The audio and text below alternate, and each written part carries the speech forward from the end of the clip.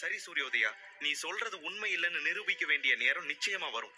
ஆனா சமரனை பத்தி நீ தெரிஞ்சுக்க வேண்டிய காலம் இது இல்லைன்னு தான் நான் நினைக்கிறேன் என்று கடுமையாக பதிலளித்தாள் மேகராணி.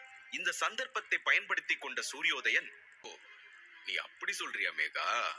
ஆனா எனக்கு அப்படி தோணலையே. அந்த காலம் இப்பவே வந்துருச்சுன்னு தான் நான் நினைக்கிறேன்.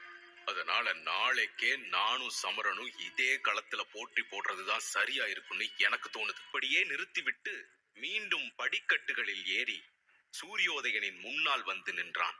சமரன் சூரியோதயனின் கண்களை பார்த்து, சரி, நான் உன்னோட சவாலை ஏத்துக்கிறேன். 1 வருஷத்துக்கு அப்புறம் நடக்க போற இந்திர விழா நேரத்துல தான் யாருக்கிட்ட எவ்வளவு சக்தி இருக்குன்னு சரியா தெரிய வரும். என்னோட சக்தியை நிரூபிக்கிறதுக்கான நேரமும் அதுதான்னு நான் நம்புறேன் என்றான் சமரன். சிறிது தூரம் சென்ற பிறகு தனது கோபத்தை கட்டுப்படுத்த முடியாதவளாய் சமரனை பார்த்து, எதுக்காக சமரன் இப்படி செஞ்ச? நீ அவன்கிட்ட அப்படி சவால் விட வேண்டிய அவசியம் தான் என்ன? நான் அவ்வளவு தூரம் உன்னை கட்டுப்படுத்த முயற்சி செஞ்சும் கூட நீ அதையெல்லாம் ஒரு பொருட்டா கூட எடுத்துக்கல. சூரியோதயம் உன்னை தூண்டிவிட நினைச்சுதான் இதெல்லாம் பேசிட்டு இருந்தான். அது உனக்கே கூட நல்லா தெரியும். அவனோட எண்ணம் எல்லாம் அவன் உன்னை தூண்டி விட்டு உன்னை சண்டை போட வச்சு இதே மைதானத்துல எல்லார் முன்னாடியும் உன்னை அவமானப்படுத்தணுங்கிறது தான்.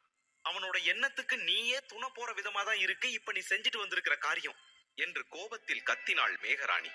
கண்களை உற்று கவனித்தபடி, உண்மையை சொல்லு மேகா, உன்னோட ரகசியம் என்ன? நீ எந்த வம்சத்தை சேர்ந்தவ என்றான் சற்று கடுமையாக. மேகராணி பதற்றமடைந்தாள்.